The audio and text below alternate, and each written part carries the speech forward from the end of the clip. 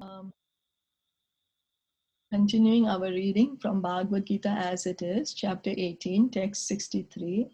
Iti te jnanam akyatam goyataram maya vimshrayetad asheshena yatte chasi tatha kuru. Now this is a very important verse where Krishna's love is so evident. Translation and purport by His Divine Grace, A.C. Bhaktivedanta Swami Srila Prabhupada. Thus I have explained to you knowledge, still more confidential. Deliberate on this fully, and then do what you wish to do. So Krishna is saying, I've given you all the knowledge, but you take the decision now. So Krishna never forces us.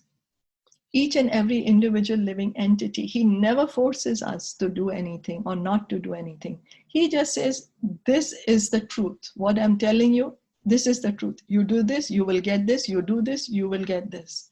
But you have the free, independent will to choose.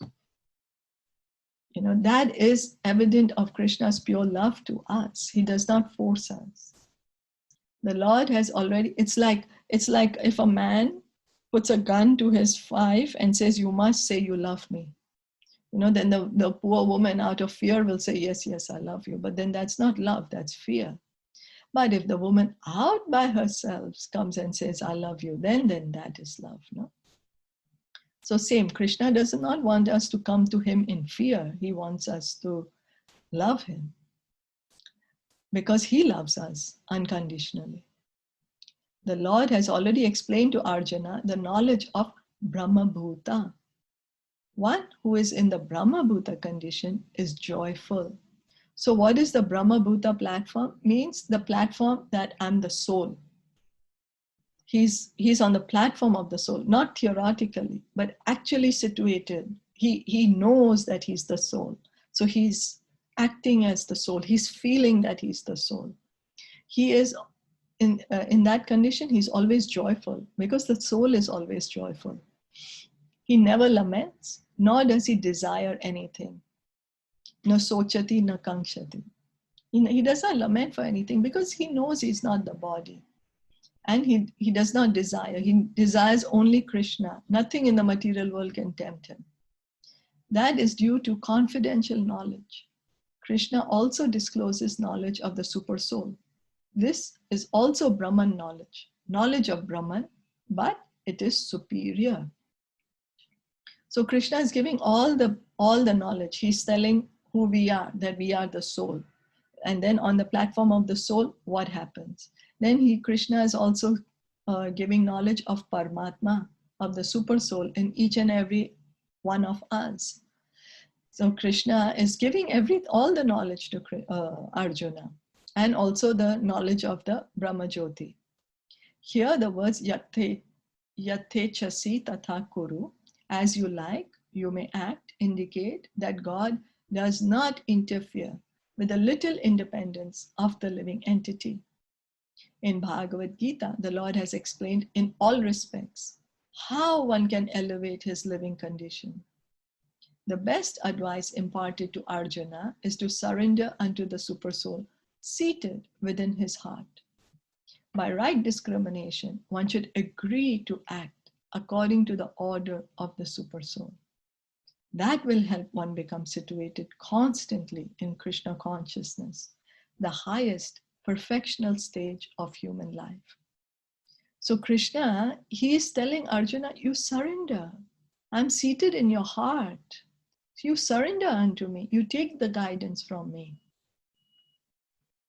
And so what are we supposed to do? We are supposed to surrender to Krishna also. Surrender to his pure devotee, because at our level, we might just make up things. You know, oh, my Paramatma told me to go and drink alcohol today. Well, Paramatma is never going to say that. But because we are covered up, we might make up such things. So we need the guidance of a guru. You know, we need the guidance of a true guru, a real guru. And then this helps us when become situated constantly in Krishna consciousness, the highest perfectional stage of human life.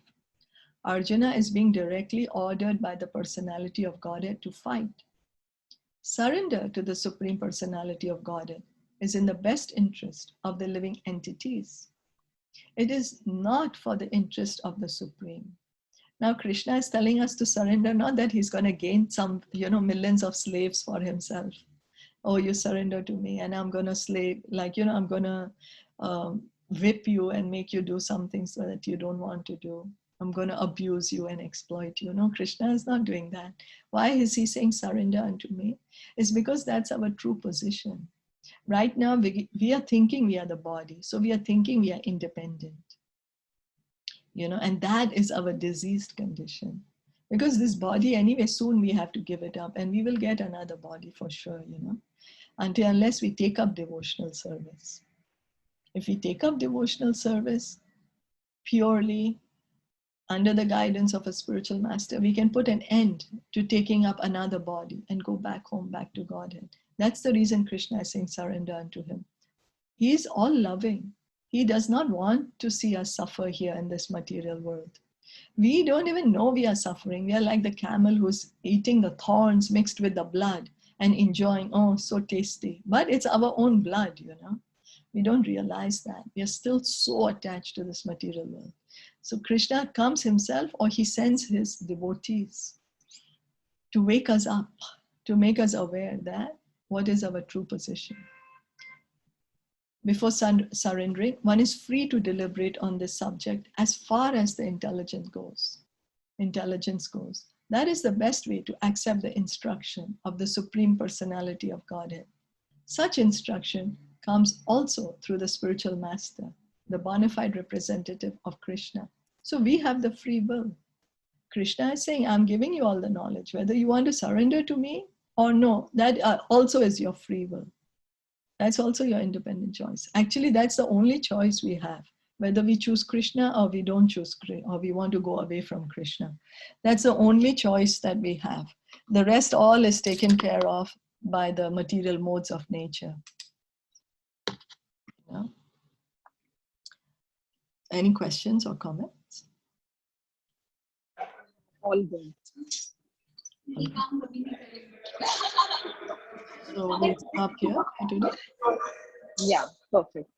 Thank you. Thank you so much for joining in, everyone, today. Hare Krishna. Bhagavad Gita ki jai, Srila Prabhupada ki jai, Gaura Premanande.